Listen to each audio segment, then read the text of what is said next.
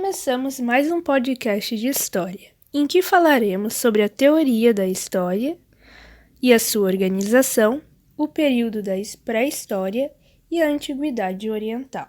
No capítulo 1, antes de iniciar os assuntos das primeiras civilizações, devemos introduzir com a teoria da história, algo muito importante. Segundo o poeta alemão Brecht, todos nós devemos ser considerados sujeitos históricos, já que nós estamos incluídos em um contexto histórico e somos capazes de agir e transformar o nosso cotidiano. Tudo isso pode ocorrer diante a nossa memória individual e também a coletiva, que devemos utilizar alguns recursos para exercer uma pesquisa histórica com o fim de manter a precisão dos fatos.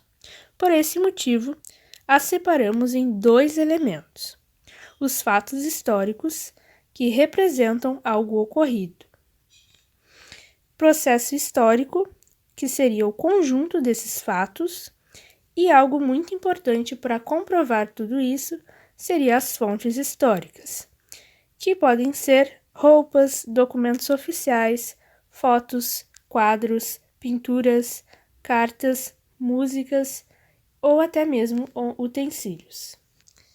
Além disso, toda a sociedade, como os povos, grupos sociais, a partir de suas experiências, as passam em dois meios. Ou seja, a tradição oral, que seria a partir das histórias transmitidas oralmente, que os povos contam umas às outras, interpretando-as, ou registros escritos, algo que facilitou muito o conhecimento cultural. Os fatos documentais, eles também devem ser divididos entre cultura material, que são configurados como bens imóveis, como, se quiser, que as cidades, as igrejas, museus, centros arqueológicos, ou a imaterial, configurada pela prática de bens e aspectos extangíveis da cultura.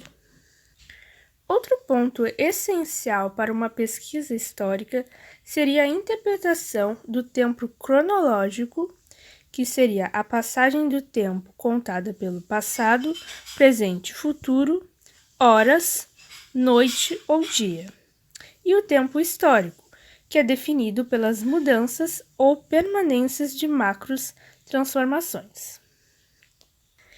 Para fechar esse capítulo com chave de ouro, iremos dividir em pensadores, que pensam em escolas históricas que eram denominadas como positivistas, com a ideia de um processo progressista, com base na evolução histórica. Portanto, o constante desenvolvimento, que deverá ocorrer de forma unilinear, de maneira que não reconhece os retrocessos. Enquanto o materialismo histórico é baseado na relação entre a produção e trabalho.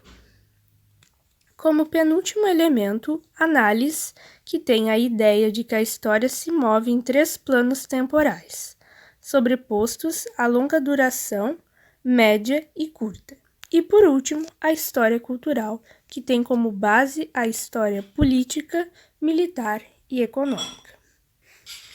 Agora, iremos partir para o capítulo 2, que abrange assuntos sobre a pré-história. O capítulo 2, ele trata de um assunto muito importante para a humanidade, a pré-história. Primeiramente, devemos ressaltar que desde sempre as civilizações tentam buscar as explicações de sua origem. Por isso, foram criadas inúmeras narrativas com características tanto como de ordem científica ou religiosa. Mas antes, devemos entender o conceito de narrativa. Elas estão sempre presentes a ti, ou seja, desde as formas de diálogo e manifestações de determinado pensamento.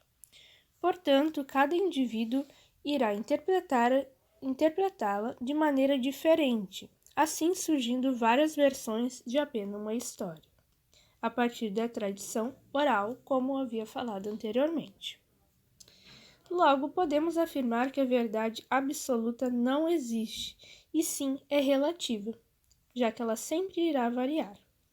Então, devemos completar e complementar que as explicações míticas, que são baseadas exclusivamente na fé, surgirão a partir da impossibilidade de confirmar as teorias científicas.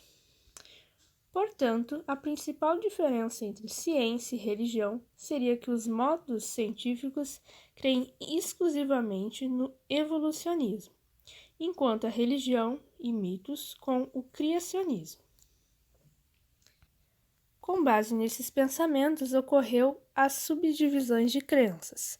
Os politeístas, eles acreditavam nas ligações da natureza, e os monoteístas acreditavam no patriarcalismo, num pai, como Deus, por exemplo. Além disso, a ciência ela é uma parte da comprovação das hipóteses, ou seja, elas podem ser sempre reformuladas, reavaliadas ou até mesmo reelaboradas. Elas nunca são fixas. Logo, surgirão os métodos científicos, em que deve ocorrer a observação, classificação, teorização, seriação e a experimentação para comprovar. Então, agora que você já entendeu esses conceitos, vamos falar um pouquinho sobre a pré-história, mais conhecida como o período das primeiras civilizações. Ela é dividida entre período paleolítico e neolítico. O paleolítico ele é conhecido como a pedra polida, em que ocorreu a confecção de armas, ferramentas, a caça, a pesca, coleta e divisão em gênero de atividades. Os homens caçavam e mulheres coletavam. Além disso, as características básicas e fundamentais dessa época seria o uso do fogo para iluminação, alimentação e afastar animais, ou seja, os predadores, além da arte rupestre, as primeiras expressões do ser humano. Após esse período, ocorreu a Era Glacial, ou seja, mais conhecida como a Era do Gelo, que ela foi uma época de constantes mudanças, que obrigou os seres humanos a mudarem seus hábitos. Em seguida, veio o Neolítico, popularmente conhecido como uma revolução agrícola daquela época, em que ocorreu o processo de sedentarização, ou seja, a fixação dos indivíduos em apenas um local. Eles não mudavam mais de lugares, eles se manteram em apenas um local. Por isso, apropriaram-se de uso de ferramentas e utensílios, com o fim de processos de agricultura. Além disso, a sua nova tecnologia, a cultura de irrigação, que contribuiu muito para a sua evolução. E, como consequência, a cultura e religiosidade aumentou mais entre as civilizações, porque eles estavam se reunindo em grupos maiores. No final do período neolítico, alguns povos eles começam a dominar as técnicas de metalurgia, e algo que possibilitou a criação de utensílios, dando início à famosa Idade dos Metais. E um elemento muito importante dessa época, que vale lembrar, foi que com os excedentes produzidos com a metalurgia e trabalhos agrícolas, com as suas técnicas aprimoradas, mais eficazes, ocorreu a produção de um determinado excedente, em que era trocado por outros elementos necessários para eles naquela época, gerando uma espécie de comércio. E em conjunto com a produção desses metais mais raros, como o ouro e a prata, eles utilizavam como moeda, aprimorando ainda mais o sistema comercial deles, uma grande evolução naquela época. Por isso surgiu o sistema de contagem, em que utilizava-se símbolos propícios daquela época. Após, surgiu a escrita, a qual foi atribuída aos povos sumérios, que viviam na Mesopotâmia. um assunto que iremos falar no próximo capítulo. Também devemos lembrar que simultaneamente no Egito e na Índia pode ter surgido a escrita. Quanto no caso da Mesopotâmia, os registros escritos eram feitos em tábuas de argila e com estiletes para escrever. E essa escrita ela é popularmente conhecida como a cuneiforme, a qual significa escrita em cantos. O desenvolvimento da escrita egípcia é bastante semelhante ao da Suméria e foi dividida em 3 tipos baseados nas camadas sociais. A hieroglífica, que era uma escrita religiosa, a hierático, a oficial, e a demótico para os povos populares. E claro, devemos sempre ressaltar que muitos povos eles não se desenvolveram com um sistema de escrita, e isso não significa que eles sejam inferiores ou atrasados, e sim, são conhecidos como povos ágrafos. Agora, vamos falar propriamente no capítulo 3, como eu havia falado anteriormente, sobre a Mesopotâmia e o surgimento de diversos tipos de povos. Além disso, o desenvolvimento dessas sociedades. Com base no aperfeiçoamento das técnicas, causou uma fartura maior nas colheitas e excedentes de produção, que gerou o comércio e o desenvolvimento das cidades. Foi em torno dos vales férteis, às margens dos grandes rios Nilo, Tigre, Eufrates e Jordão, região conhecida como Crescente Fértil, em que se desenvolveu as primeiras sociedades mais complexas de que se tem registro. A partir do desenvolvimento dessas cidades e as suas organizações sociais mais complexas, surgiu a propriedade privada, que diferenciam a sociedade em grupos, ou seja, em camada social. Aqueles que tinham mais terras teriam maior poder, caso contrário, seriam de camadas mais baixas, como conhecemos atualmente as pessoas mais pobres. Essas regiões elas eram muito cobiçadas, então havia grupos de defesas que eram pagos com os dinheiros dos impostos. Agora, falando da região da Mesopotâmia, ela significa terra entre rios, um nome fornecido em homenagem aos rios de suas voltas. E também a irrigação e a fertilização dessas terras, pela ação daquelas águas ali em volta, possibilitou muito o desenvolvimento dessa região. Além disso, seria um poder centralizado no rei. Os reis eles eram reconhecidos como figuras representadas por deuses. Por esse motivo, eles eram muito respeitados entre os súditos, ou seja, seres superiores. A divisão da cidade era entre as suas planícies, bem cultivadas e organizadas, com independência política, chamavam a cidade-estado, a principal, e as outras mais simples, com pastores e caçadores que viviam nas fronteiras montanhosas ou desérticas, nômades, seminômades ou até mesmo invadiam com bastante frequência cidades mais ricas, era da camada social mais baixa. Há várias passagens de diferentes povos, então agora nós vamos falar propriamente deles. Primeiro surgiram os sumérios, que criaram propriamente o comércio, a roda, a escrita cuneiforme, a agricultura em região desértica, algo bem complexo, e os zigurates, que eram conceituados como templos da época que existem até hoje. Logo após eles surgiram os acadianos, com origem semita. Esse povo ele incorporou bastante a cultura da Suméria, incluindo a escrita, as práticas religiosas. Logo, eles conquistaram toda a região. A principal diferença era que eles acreditavam que os reis eram enviados pelos deuses para governar.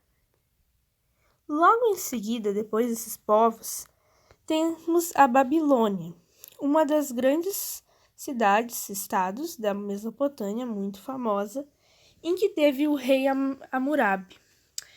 configurado como o mais importante governante das cidades, e possuíam tradições orais e a regra denominada pelo Código de Hammurabi, a partir do princípio bastante conhecido, olho por olho, dente por dente. E isso gerou uma desigualdade social, já que os teus crimes eram conceituados a partir da ação que você cometeu. Já os guerreiros mais temidos eram os assírios, que conquistaram todas as terras babilônicas até as fronteiras egípcias, que era uma região bastante conhecida por ser rica em minérios. Além disso, eles desenvolveram várias armas sofisticadas, assim conquistaram um maior poder. Mas eles não duraram muito tempo, já que a partir de uma aliança entre cidades e estados da Mesopotâmia, os caldeus dominaram os assírios. Assim, assumindo o poder da região, resgatando a importância da Babilônia. Então, eles são chamados como Império Neobabilônico. Agora, falando um pouquinho do Egito, o Egito foi uma sociedade que se desenvolveu a partir das cheias do rio Nilo e dividiram-se de acordo com a região do próprio rio. A delta, denominada como Baixo Egito, ao norte, e o vale, denominada como no sul do Egito, ou seja, Alto Egito. Então, havia dois, Alto Egito e Baixo Egito. Dividiam-se entre camponeses que trabalhavam bastante, construíam pirâmides, e os faraós, donos das grandes terras. E além disso, os faraós eram considerados os reis com o máximo poder egípcio, ou seja, a divindade maior responsável pela fertilidade e abundância do território. Por consequência, eles tinham um ritual de sepultamento desses faraós, popularmente conhecido pela mumificação, que colocavam dentro de pirâmides o corpo, do faraó e colocavam diversos alimentos, joias, ouros, para que esse faraó tivesse grande fartura e encontrasse o paraíso após a morte. Mais ao leste do mar Mediterrâneo havia os povos fenícios, que buscavam outras possibilidades para garantir a sua sobrevivência, como o artesanato, o comércio e até mesmo a navegação, uma maneira muito famosa dos fenícios. Por isso, eles foram dominando aos poucos o comércio mediterrâneo a partir das suas navegações. Enquanto os hebreus, eles habitavam a região mais próxima à Mesopotâmia e eram denominados como os pastores e descendentes semitas. E por muito tempo eles foram nômades ou seminômades.